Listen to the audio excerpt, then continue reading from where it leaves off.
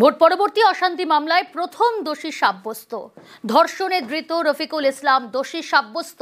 2021-এ আমবাগানে নাবালিকাকে ধর্ষণ, মানিকচকে নাবালিকাকে ধর্ষণে ধৃত রফিকুল। মালদার বিশেষ পক্সো আদালতে দোষী সাব্যস্ত রফিকুল।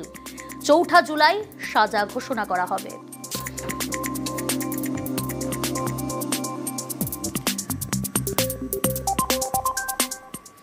ভোট পরবর্তী হিংসায় খুন হন অভিজিৎ সরকার, আর এই অভিজিৎ সরকার খুনে এবার সাপ্লিমেন্টারি চার্জশিট।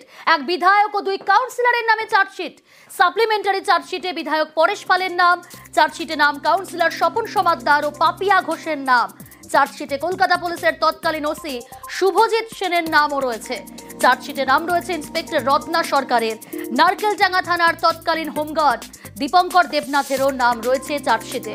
ভোট পরবর্তী অশান্তিতে নিহত অভিজিৎ সরকার 21-এর ভোটের পর খুন হন কাকুরগাছির বিজেপি কর্মী।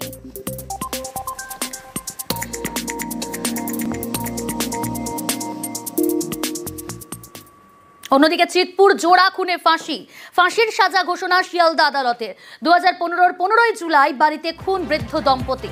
খুন হন দম্পতির প্রাণগোবিন্দ দাস ও রেণুকা দাস। বৃদ্ধ দম্পতি খুনে গ্রেফতার হয় পরিচারক সঞ্জয় সেন। টাকা ও গয়না লুটের জন্য খুন করে পরিচারক। লোহার রড দিয়ে মাথায় একাধিকবার মেরে খুন করা হয় ওই বৃদ্ধ দম্পতিকে। ওনার ফাঁসির সাজার যে কারণ সেটা হচ্ছে যেই মৃত্যুটা হয়েছে সেই মৃত্যুটার নৃশংসতা এবং যেইভাবে মারা হয়েছে, এবং একজন নয় 2জন এখানে মৃত, ব্রুটালিটির ওপর বেস করে আজকেই ফাঁসির সাজা উনি সুজিয়েছেন। অনেকগুলো জায়গায় এখনো সন্দেহের জায়গা রয়ে গেছে, যেই জায়গাগুলো আমরা জাজমেন্টটার কপি বা বাকি যেই তথ্যগুলো আছে সেগুলো আমরা কপি কাল পরশুর মধ্যে পাবো। সেগুলোকে উচ্চতর আদালতে আমরা যাব এবং যদি প্রয়োজন হয় রিইনভেস্টিগেশন বা রিট্রায়ালের আবেদনও আমরা রাখতে পারি।